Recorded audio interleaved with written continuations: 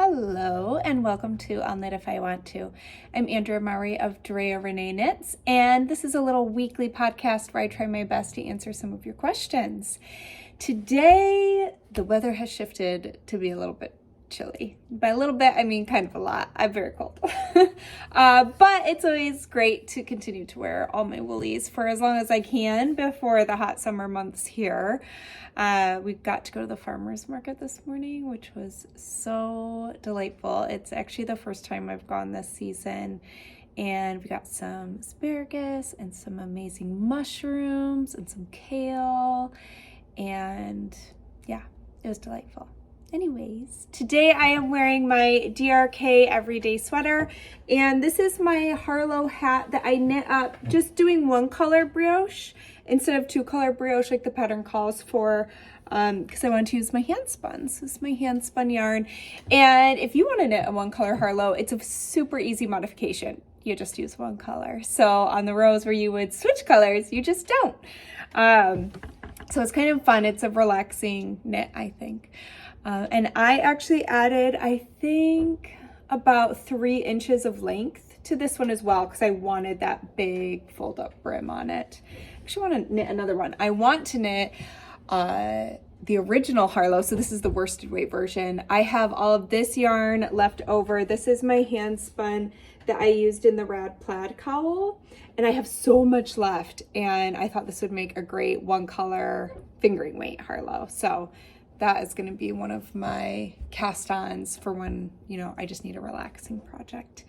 But woof, it has been a month. I actually was up till 1 o'clock in the morning last night finishing a design, and if you know me, you know my bedtime's at about 9 p.m. So that is very late for me.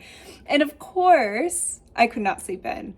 I slept in a little for me, but I generally get up around 5:30, and I did sleep till about 6:40. So I guess that's something, but 5 hours of sleep is not really enough for me.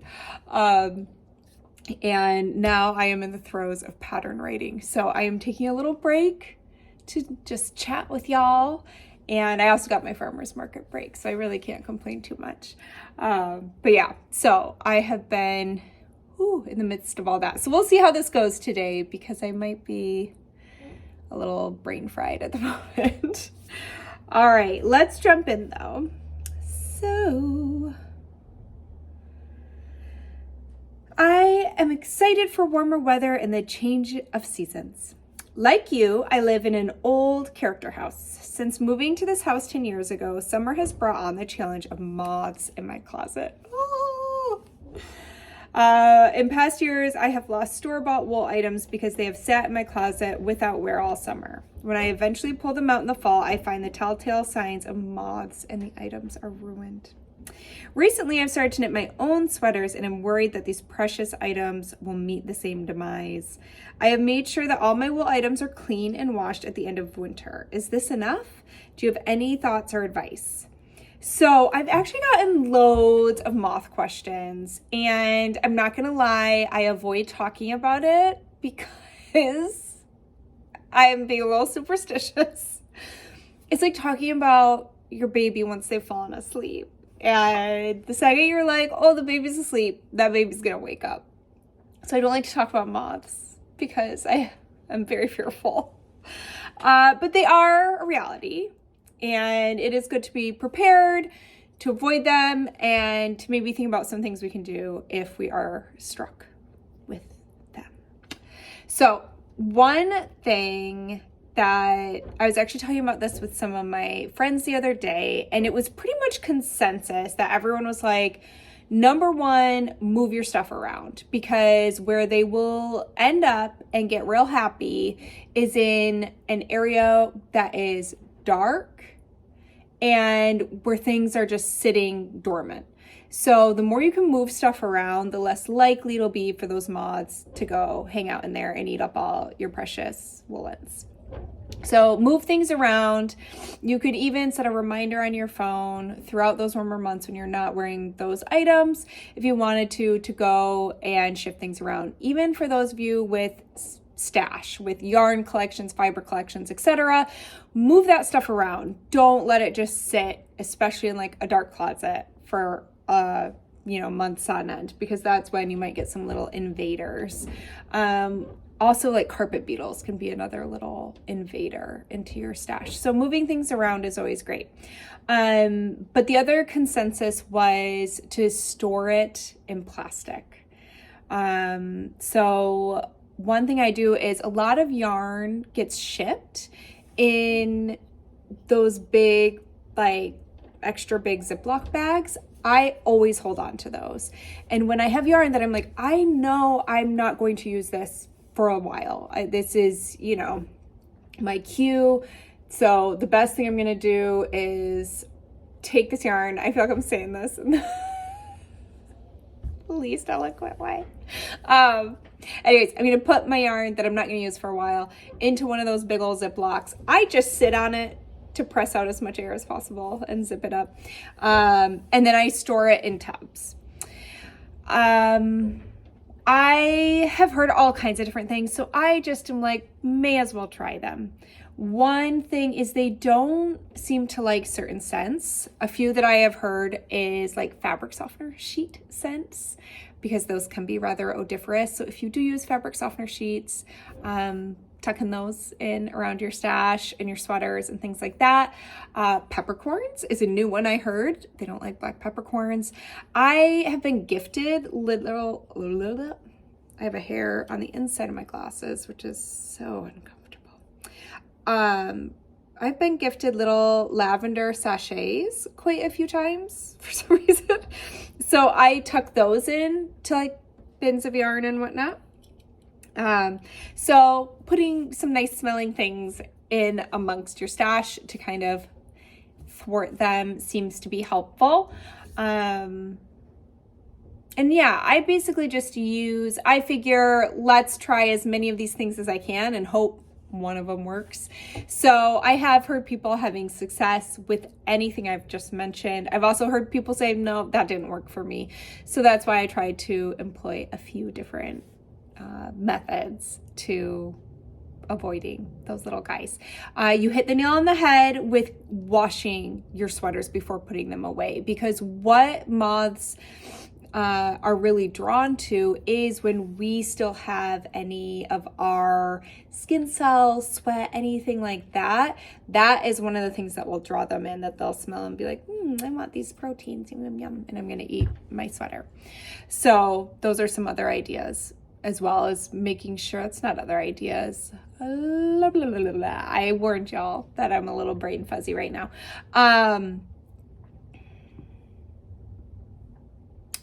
Putting everything away clean is huge. Definitely do that. And also, have you done anything to try to eradicate your closet of the moths? That's something I would also try and get those moths out of there. If you've never done anything to try to get them out of there, that might be something you want to do. There are different kinds of moth traps you can try, and stuff you could look online. I also know that there's people who've literally written entire blog posts on the subject, because it happens. So anyways, I hope that at least gave you some ideas, but definitely washing them, storing them in plastic, moving them around, all of those should at least help. All right. I was wondering if you're planning on releasing more sweater patterns for children. I have a very young sister. She just turned 8, and I often knit her sweaters and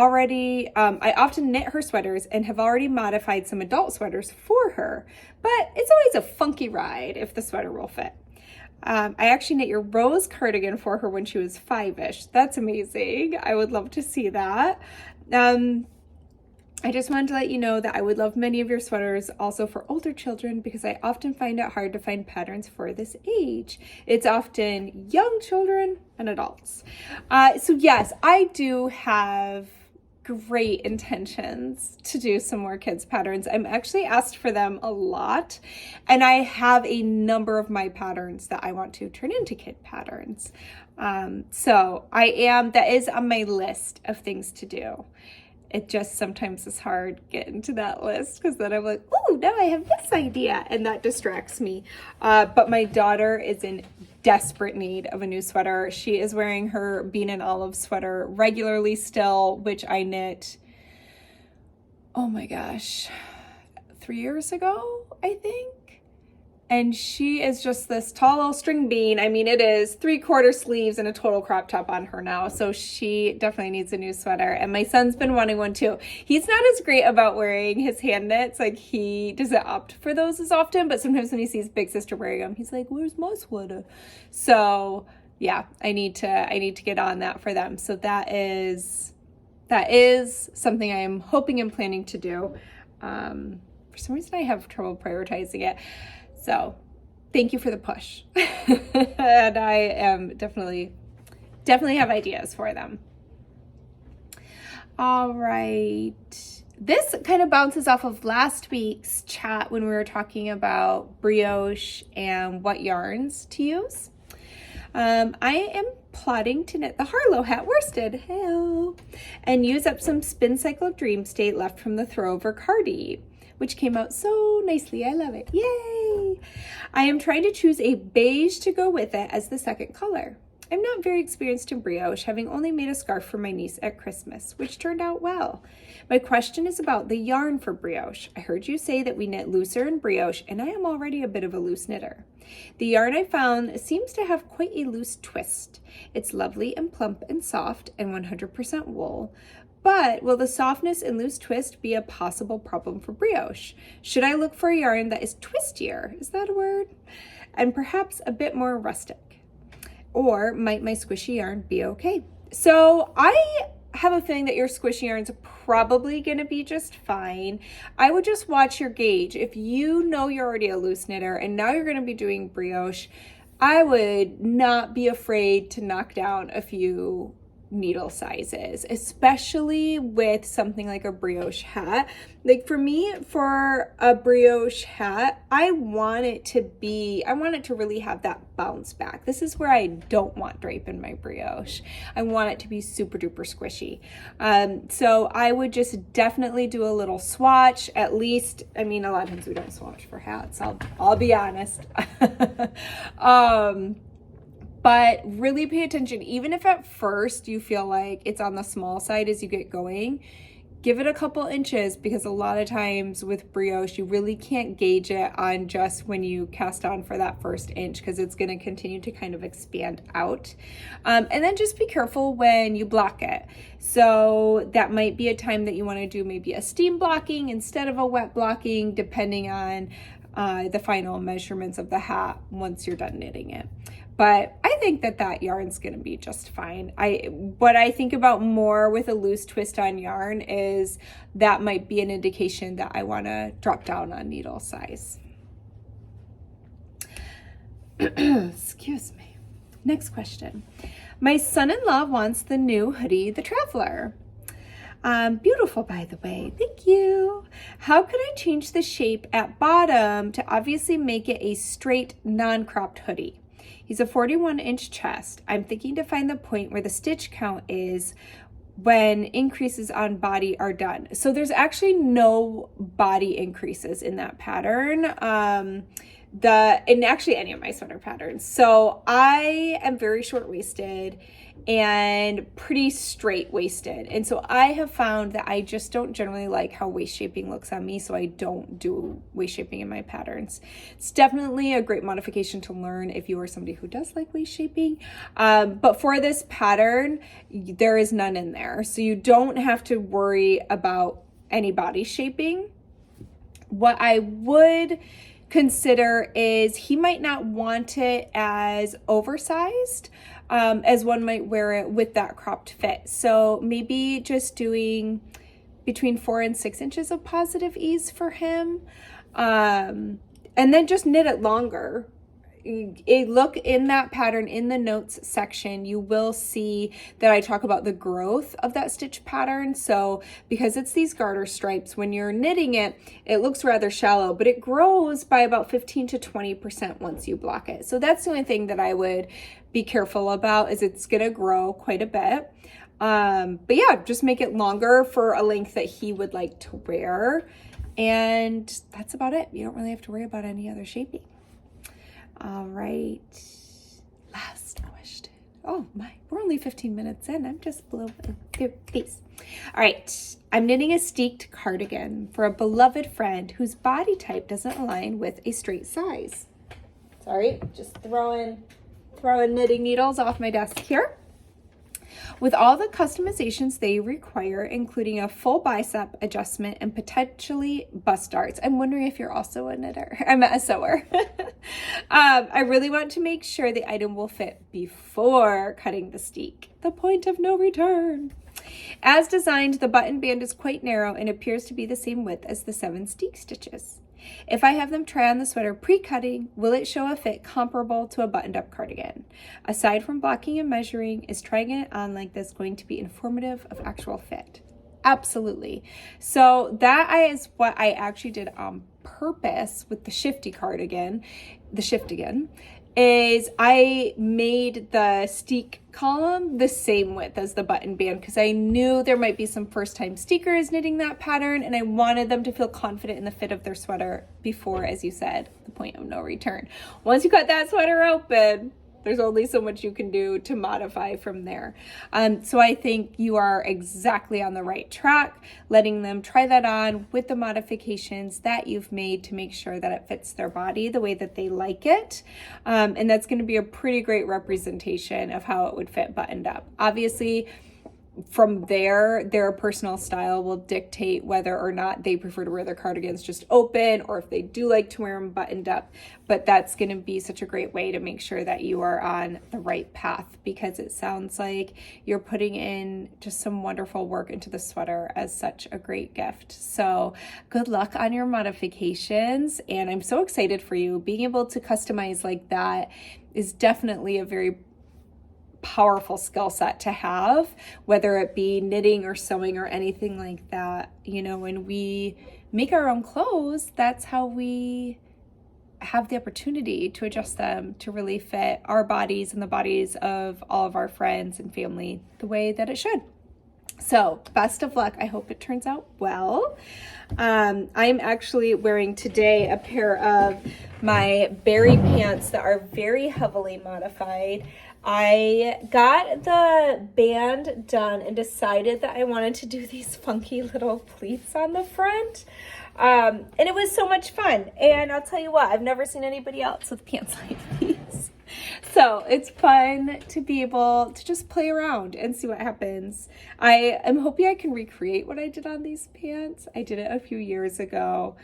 And honestly, it was just like at the end as I was playing around, I was like, I wonder if I do this, if this will happen. So I'm hoping I took good notes. Always take good notes, especially when you're making modifications. All right. For a second there, I was like, did I talk about what I was wearing? I did. I talked about it.